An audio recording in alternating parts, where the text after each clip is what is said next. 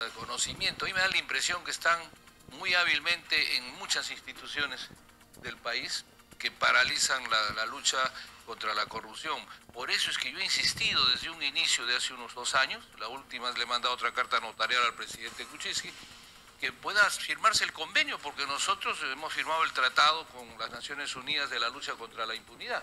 Entonces, que vengan las Naciones Unidas, y eso sucedió antes de que en Brasil haya todo lo que conocemos. En Guatemala, como ustedes saben, están presos presidentes, vicepresidentes, etcétera, por la impunidad que es la que nos hace daño.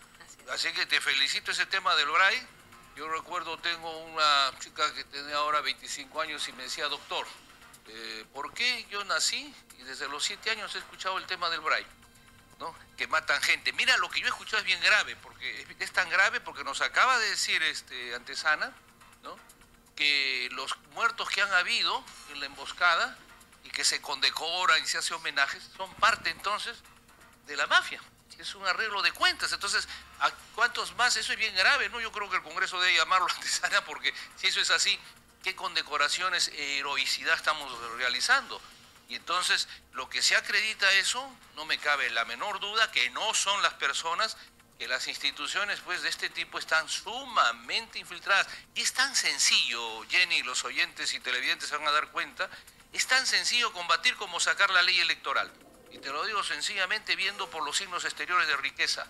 En nuestros pueblos, yo soy provinciano, tú también, dice, aquícito nomás está nuestro pasado.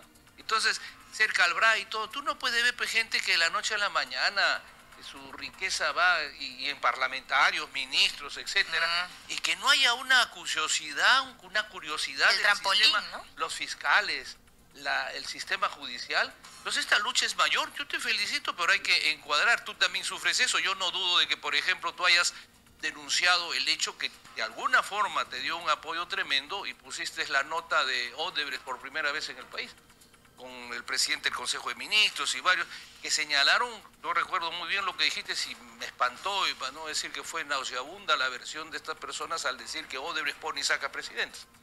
Sin embargo, ¿eso en qué está? Hecho que se ha confirmado, ¿no?, por el mismo Marcelo Odebrecht y muchos funcionarios. Pero ¿dónde está el Ministerio Público?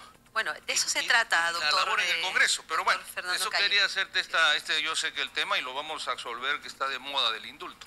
El indulto, que además vienen usándolo, no sé, quiero creer que de una vez se dé o no se dé, porque pareciera que sirve para tapar algunas cosas siempre, pasa la temporada. Yo indudablemente soy católico, como a todos nos encanta el fútbol, pero rogaría que los ciudadanos no se dejen llevar solamente por el indulto, por el fútbol y por el Papa, porque si no, detrás de ello hay muchas cosas que seguramente congresistas como tú y el Ministerio Público, la gente sana con su autonomía, estarán investigando. Así es, yo creo que todos los peruanos estamos en la necesidad de conocer si finalmente el indulto se va a dar o no se va a dar. Creo que los peruanos se preguntan, ¿no?, si existen los requisitos, no existen los requisitos, y se deje ya de usar este tema, como usted bien lo ha dicho, como una cortina de humo, que se viene tocando o manoseando de manera reiterada en momentos críticos. Yo recuerdo claramente cuando en el Congreso se discutía la ley de la reconstrucción con cambios, que vergonzosamente pretendía evadir el control posterior, que pretendía con una norma, ¿no?, generar impunidad para todos aquellos funcionarios que se iban a comprometer en esta labor. Estábamos iniciando el debate, estábamos en el Congreso 8 de la mañana y a las 9 de la mañana ya las preguntas que se te formulaban de una manera insólita era que si estábamos de acuerdo o no con el indulto. Y todo el día se puso en agenda ese tema cuando realmente había otro tema importantísimo que se tenía que tratar y se tenía que enfocar, que esta ley venía más bien en pro impunidad, lejos de combatir la corrupción de manera frontal. Doctor Fernando, quisiéramos conocer cuáles son los requisitos del indulto al cual sería beneficiado el señor Alberto Fujimori. Contestándote lo que te acabo de escuchar, yo diría que distraen mucho porque al fin y al cabo en el Perú la decisión es el presidente. No tiene nada que ver, quizás, pero es bueno que sepa la ciudadanía y los parlamentarios que en 1823 la decisión era del Parlamento, en 1860 era del Parlamento, en 1828 era del Parlamento. O sea, la decisión del Parlamento llegó hasta las últimas constituciones. Solamente en la Constitución del 79 se da la prerrogativa al presidente. Y ahí vamos a encontrar la diferencia con lo que aquí no encuentran obstáculo. Ahí dice, es facultad del presidente el indulto, en una palabra lo que está dentro del derecho de gracia, que lo podemos explicar. Pero dice, siempre y cuando no esté en contra de la ley, que tendrá que regularizarse con una ley. En la del 93 no hay ningún impedimento, absolutamente nada. Es todo potestad presidencial, sea humanitario o no sea humanitario, porque hay una ley, hay una norma y los requisitos, estoy de acuerdo, pero la potestad presidencial que nace de principios estos monárquicos, esto viene, por eso en todo caso el Congreso lo que puede hacer es debatir, porque querramos o no, las gracias atentan contra las decisiones del Poder Judicial, atentan contra la seguridad, que no necesariamente tiene que ser este caso, pero si alguien indulta a alguien que es un peligro por la sociedad, indudablemente atenta contra la sociedad. Se ha dado casos de violadores, en los cuales el Tribunal Constitucional, que me honro en haber integrado, justamente hicimos la diferencia porque se nos alegó el principio de igualdad, ¿no? Y ahí vamos y decimos, pues, los derechos fundamentales, para empezar, los beneficios no son derechos fundamentales.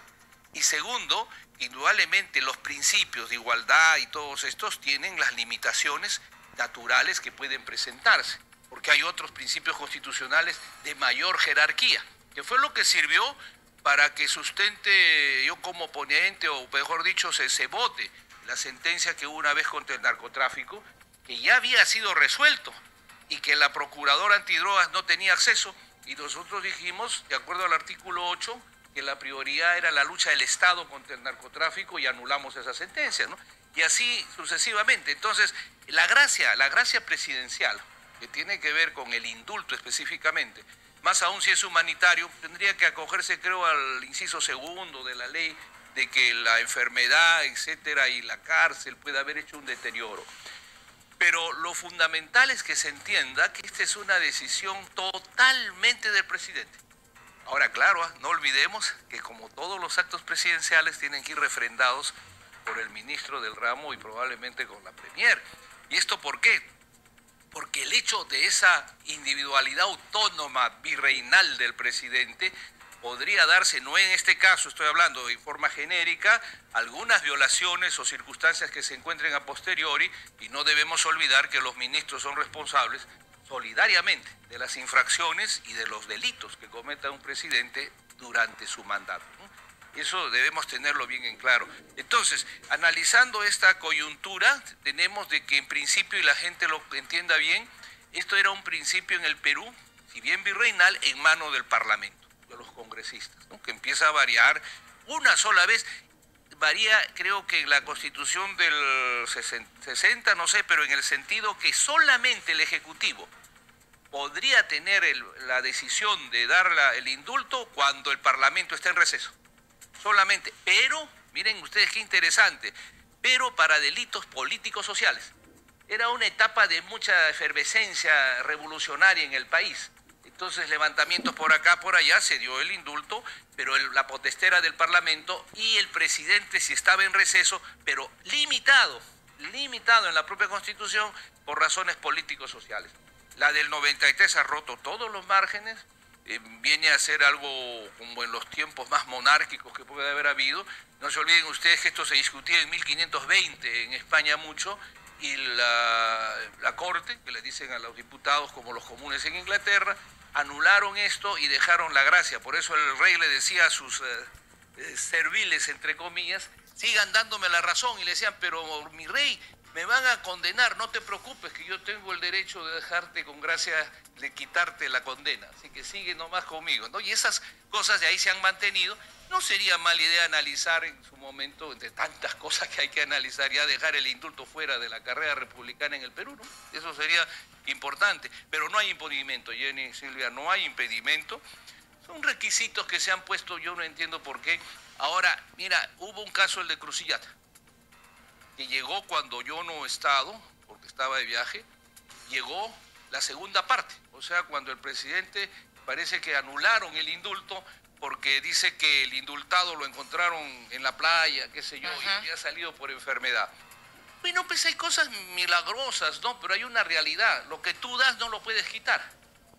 Yo si hubiera estado, y lo reconozco, fíjese que puede ser no muy mediático, yo no hubiera aceptado que se anule el indulto.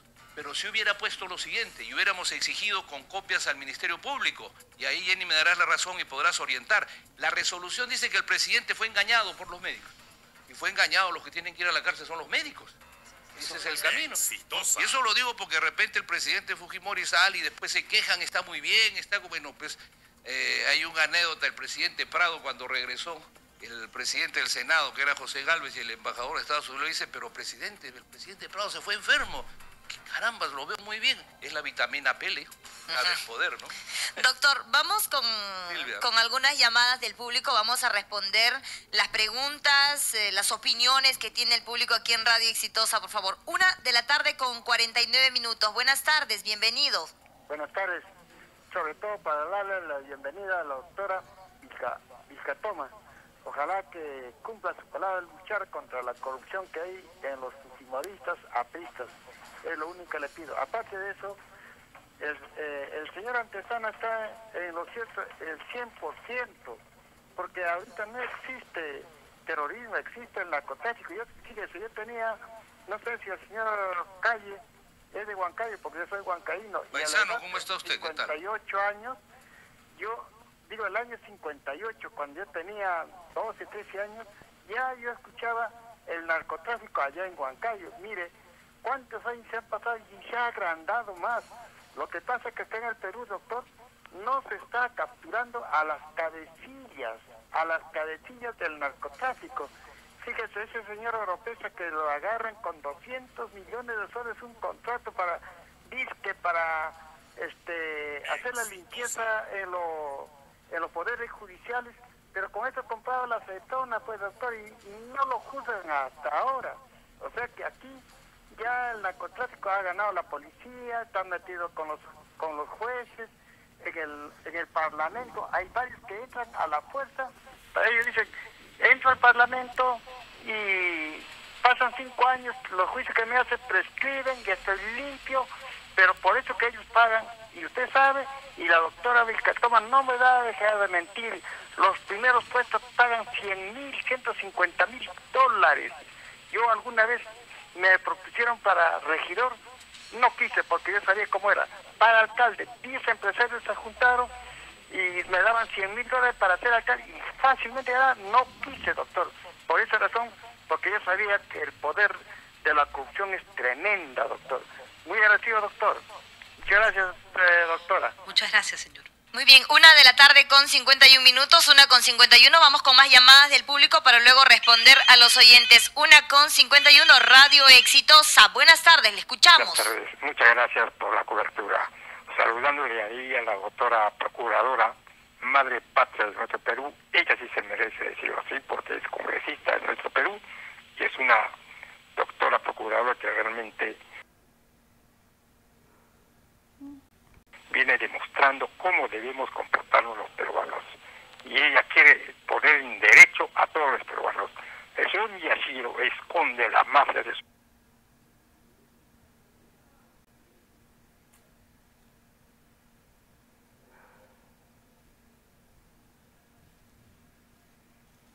Como figura de los años 90. Habla del año 2000.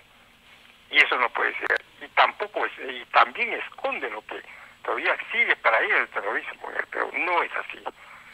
Y entonces, con las palabras del señor Miyashiro, yo creo que nos van a distraer por muchos años.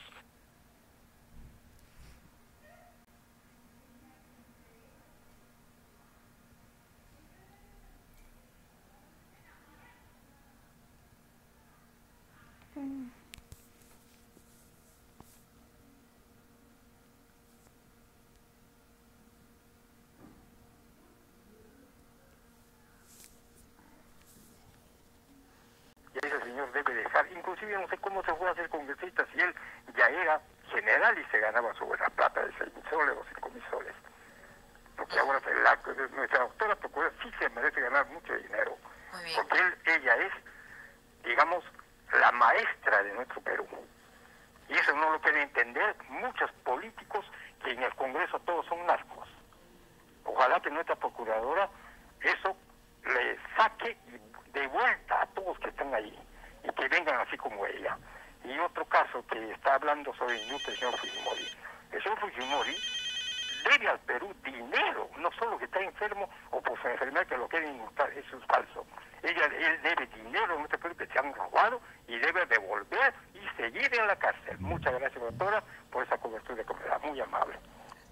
Muy bien, 1:00 con 53 minutos, 1:53 palabras de elogio para la doctora Jenny Vilcatoma, también de los oyentes, 1:53. Vamos a continuar recibiendo participación. Buenas tardes, le escuchamos. Buenas tardes, señorita. Sí, Aló, adelante. Sí, caballero, lo escuchamos. Quisiera opinar, señorita. Desde el momento que García llegó al poder en el primer gobierno, se ha autotitulado jefe supremo de las Fuerzas Armadas Policía Nacional. No sé, dentro de nuestra legislación peruana existirá ese cargo. Ese cargo es la que malogra todo el sistema militar, policial, ¿no? Prácticamente es un caudillo. Entonces, él hace y deshace en el país. Eso está ocurriendo desde el primer gobierno de Alan García. Él sabe sobre el narcotráfico, cómo opera, él está al tanto de todo eso. Entonces, lo que sucede en el país es que nadie va a solucionar ese problema sobre el narcotráfico, nadie va a solucionar. El señor Fujimori ha recibido el cargo de Alan García con todo ese tipo de involucrados de los narcos. Sino, ¿quién le ha dado la plata mediante el señor Escobar para que haga su campaña el señor Fujimori? ¿Quién le ha dado la plata? ¿Se acuerdan? Entonces, el gobierno de turno están manipulando a los militares. Los militares están por capturar, por ejemplo, tengo una información, estaban por agarrar al cabecilla. De todas maneras, dan parte al jefe supremo. El jefe supremo dice, deben tener algún arreglo en la cúpula y el jefe supremo lo...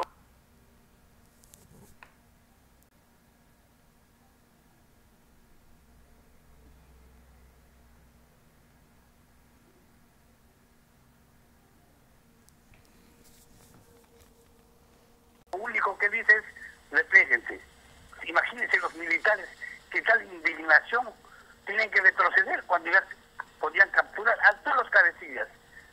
Entonces, el asunto no es netamente militar, es político, señorita. Muy bien, Todos señor. los Muy bien.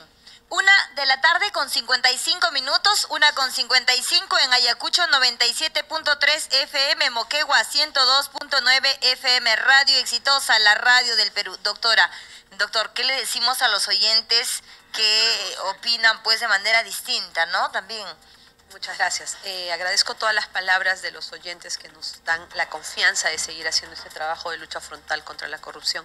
Este espacio es un esfuerzo de Exitosa, de Radio Exitosa, de la Corporación Universal, para que se puedan tratar estos temas de manera frontal. La corrupción es transversal. Nada funciona porque la corrupción opera, los corruptos se llevan el dinero destinado para los objetivos y lamentablemente los peruanos pobres son más pobres cada vez. Cada vez más. Yo tengo la firme convicción de que el agravio no es el mecanismo para lograr descubrir la verdad y denunciar a los corruptos. Dejaríamos de lado los agravios y sí, elevemos nuestra voz para denunciar los actos de corrupción. Que conozcamos, cada ciudadano en el lugar donde se encuentra es testigo de corrupción. La pista que no se ha terminado de construir, no tiene agua, no tiene desagüe, hay una represa construida, como he tomado conocimiento el día de ayer en una localidad, en la localidad de Huamanguilla, en Ayacucho. Se ha construido una represa que ha costado millones, que simplemente no funciona porque filtra el agua. Y esos ciudadanos han venido a buscarnos, están trayendo su caso, van a estar sentados en este set en su momento para poder expresar los actos de corrupción concretos que hay.